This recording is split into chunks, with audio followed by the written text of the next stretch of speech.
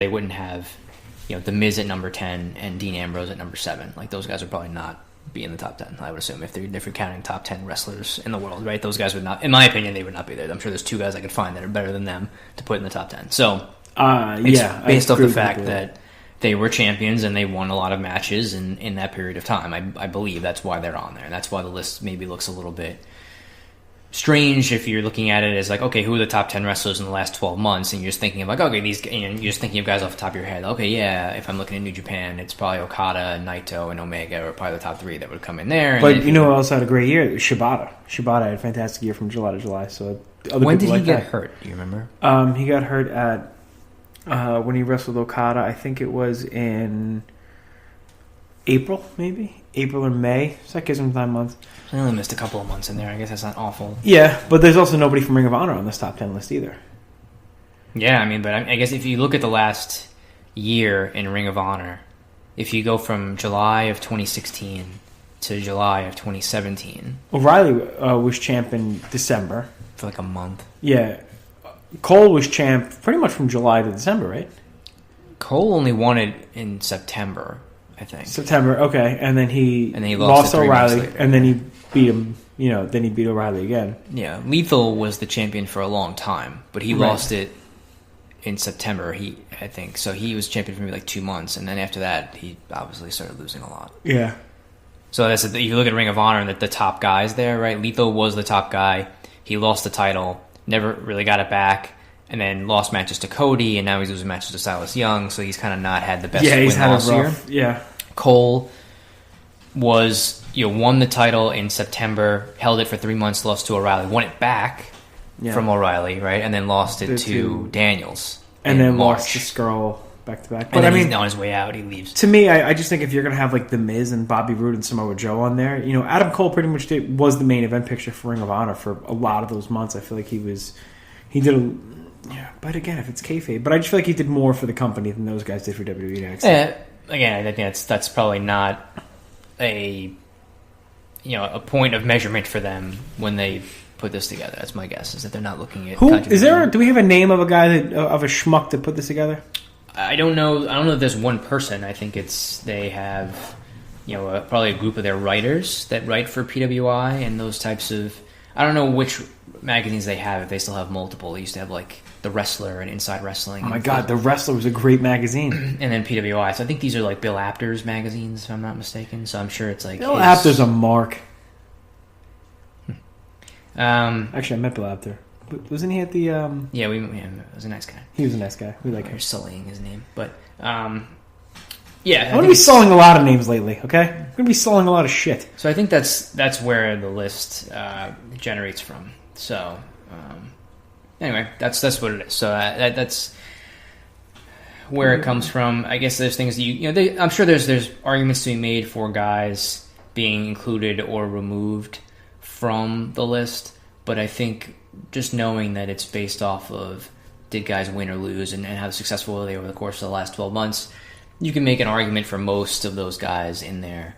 And you can make arguments for guys that are outside. I could see Naito being a guy that you could want to maybe include in the top 10. I'm trying to think if there's anybody else. I mean, maybe Adam Cole, if you want to go that route. I was trying to think of guys from Impact or TNA. I really don't see. Anyway, they don't run house shows, right? So there's no extra stuff there. I mean, Lashley was the champion. I was going to say Bobby Lashley. I mean, you could. Eddie Edwards had a really good year. He was the champion for a lot of that too. Yeah, I mean, you can make a case maybe for those guys being. I don't know where they finished. We have to find the whole 500 to see where they landed. But I'm sure they're maybe top 20 or 30. But I mean, the most I think publicized companies right now are WWE, NXT, and New Japan. Probably. Yeah, and then when you look at the 10, that's where all those wrestlers came from, right? It's all WWE, NXT, or New Japan guys that are in the top 10, which I think is fair. All right, you've swayed me. You're right. It just bothers me. I thought it was a shoot list at first. I always thought it was kind of like, like a real list, like the best wrestlers. But, I guess when that list started, what year was that? The PWI 500? Yeah, 1990? I think it's early 90s, yes. So it was still kayfabe back then, right? So you can't really have a non-kayfabe list in a kayfabe time period. I think I just like saying the word kayfabe.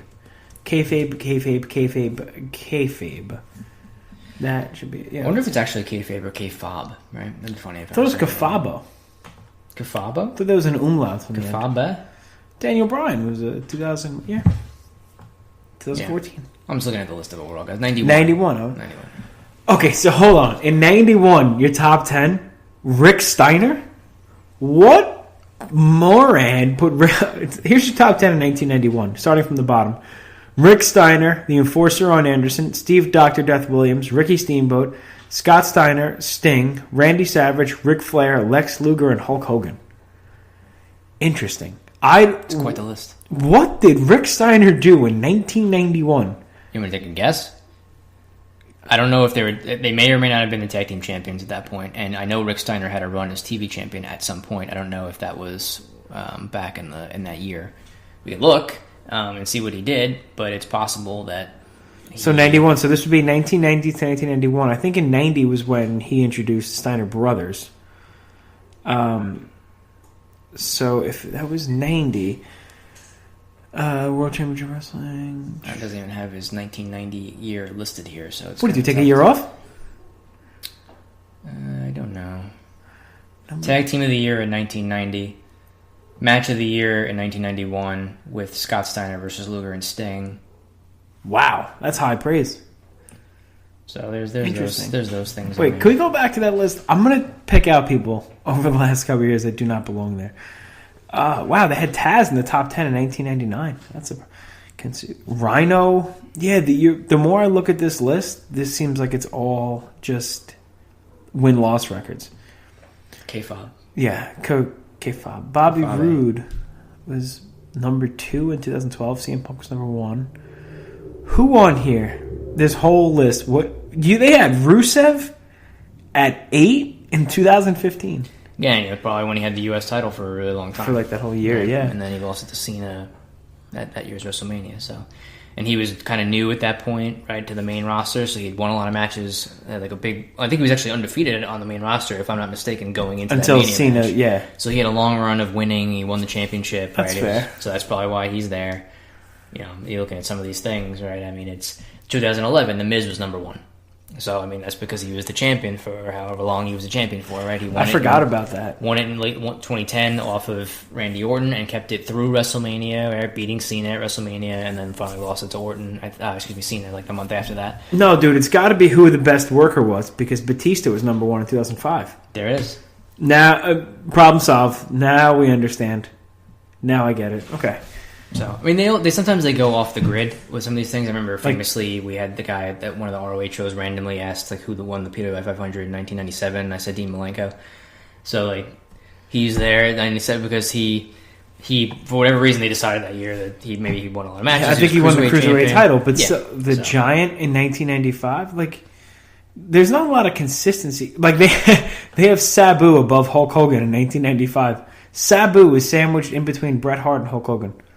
There's no way Sabu won that many matches that year. I'm sorry. Workers, bro. I don't know. I don't know what he was doing in that year. I'm not as familiar. Like 2002, Rob Van Dam was number 1. So like, that's when he won the heavyweight title, right? He was never a world champion before in that range. That was when he was in 2000. If it's 2002 list, right, and we're saying that I don't know what year that's summer 2001, summer 2002. Oh yeah, then there's no way because he was in WWE the whole time. Yeah, he was like a hardcore champion, I think, and then he may have like unified some of the titles, like the Intercontinental title with the European title and the hardcore title around this period of time. So that may be why. But number 2 is Undertaker, number 3 is Great Muta, number 4 is Chris Jericho, number 5 is Eddie Guerrero, number 6 is Kurt Angle. Like that's a list of best wrestlers to me that year. Yeah, so they didn't necessarily go. I don't know, maybe this is a way that stood out. Like, if you're looking at the 2001, 2002 era, I would have figured it would have been like, I don't see Steve Austin on here, so maybe they took him out because he had took that sabbatical and he walked out. And Stone Cold was back-to-back 98, 99. This is an interesting list. I'd like to see. I think in 2000, I have the 2005 book at work. The Almanac? Yeah, those are fun. So I like going through those. So. These are fun. It's fun lists. Like I wish I would have kind of kept up with it like each year to buy it, but I don't. Yeah, I think you can get it in like electronic form if you go to their website. Yeah, I kind of like the actual magazine. I do form as well. Yeah, but it's fun to like kind of flip through. But it's interesting. It's just kind of fun. Like you read the little write ups on the guys and like why they chose the people where they did. And I'm sorry, this one is a little questionable to me. 1, 2, 3, 4. They have Booker T at number 7 for the year of 97 to 98. He was still in Harlem Heat by that point, right? Where am I looking? Number Right 7 in Yeah. 1998. That might have been. That was 97 to 98, so it was July to July. Might have been when he was like feuding with Benoit over the TV title or US title, whatever it was at that period, that time. And then that Best of 7 series. I don't know if that was in that year or not. God, you're so good at this. I suck. It could have been. I don't recall exactly, but it feels like that's about the time when that was happening. And they had stunning Steve Austin at number 10 in 1992. And number 6 in 1994. What did Austin do from 91 to 92? He was with Dangerous Alliance, right? Colonel Robert Parker in 92 to 93. Mm-hmm. Maybe 90. Like that's another question. He was in the Dangerous Alliance. I think again he might have been like a TV or US champion around that time. Well, 92 to 93, he was with Brian Pillman as a Hollywood Blonde. Hollywood Blondes, yeah. Yep. So there's those things. They were tag champions. So. He was Ahmed Johnson. Sorry, Ahmed Johnson, number 5 in 95. That's awesome. I would really like to try to get all of these from the beginning and go through them. I think that'd be pretty cool. I think I only have a couple. That'd be my goal in life. Something. Forget everything else. I'm going to collect all of I'm sure you probably could order them on back order. Like I remember when I used to get these magazines when I was younger. Yeah. Are you motioning to me to look at something? Yeah, I wanted to see the top 50 females. Sorry. There you could always order like back order certain issues if you wanted to. They had like a check thing. Yeah, you check off which one you want. It's like 20 years ago, so I don't know if they still do that, but I'm sure you could if you wanted to. It is 20 years ago. So PWI number 1 in 2008 was Awesome Kong. That's totally deserved for me because she was a savage that year. She was the Knockouts division, I should say. Beth Phoenix, Gail Kim, Mickey James. Who's Mischief? Why do I know that name? Elgin's wife. No kidding, really? Yeah, I think that's good booking on your part. I had no idea. Ms. Schiff. You can double check that if you like, but I believe Rachel Frobo. Yeah, spouse Michael Elgin. How did you know Michael that? Charles Elgin. Get out of here. Is that his real name? No, I have no idea. You know, my middle name is Charles. That's a nice name. That's a shoot. My wife Charlie is Michael Charles. Full named. Jessica Havoc in 2013 was number 5. Lana Del Rey, cheerleader Melissa. Man, it feels like it was just yesterday. I was watching Mickey James do inappropriate things with Trish Stratus at WrestleMania. I think it was yesterday that you were watching. It actually was. Yeah. That's a shoot. That popped me. That's a shoot. Oh man, that's cool. Well, I guess we'll see where we go. And who was number last year? Charlotte. Makes sense. Nikki Bella the year before. Paige was in 2014. I wonder if she's going to win it again next year. Am I right? Yeah, she might. Yeah. She should win something. Yeah. Maybe she could win one of the AVN awards. Am I right? That's some sort of pornographic award show, Mike. Yeah, it's Adult Video Network. Oh, there you go. Yeah. It doesn't have to be porn awards. Like you just be an adult who watches videos on a network. Hey, listen, I'm not hating.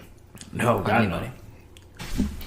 And speaking of the top 10, number 7 in 2013 was friend of the All Night Long Wrestling Podcast, Casey Carlisle. Sure was. That's awesome. She beat out Tara, AJ Lee, Mercedes Martinez.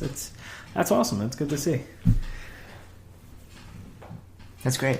So anyway, that covers the PWI 500 speak. All right, listen. What do you want to talk? You want to talk fantasy football? You want to divert a little bit from the pro wrestling realm? What do you want to talk? I'm here for you. What do we talk? I got nothing. I mean, listen, the next thing that's going to happen for me is I'm going to make frozen chicken nuggets for dinner and minute rice. That's what's going to happen when we're done wrapping up this podcast. So I'm not really inclined. I have no direction here for the last segment of our show. Because nothing really happened on WWE this week. No, I think the biggest thing that seemed to happen in the last week that I can remember was the whole Sexy Star Rosemary incident. What a dick, huh? From... Was it a AAA show? Is that what it was? It was AAA Mania. AAA Mania. Triple Mania. Triple Mania, right? So that seems to... That, in my head, for the last week, is the biggest thing that happened, which the story, as I understand it, was there was a match with some ladies going on involving Sexy Star, Rosemary, and I believe... a stupid name. I believe one other female name escapes me at this moment, but Sexy Star... was it an armbar that she had on Rosemary? She had a straight armbar on Rosemary from the mounted position. Yep. And I think actually it was a tricep injury or something that maybe Rosemary suffered. Basically, I guess Sexy Star, it wasn't an accident. It was an intentional, like, she turned the move into a shoot type move, I guess, where she was really, cinching in an armbar. on Rosemary, and kind of went into business for herself for whatever the reasons are that she did.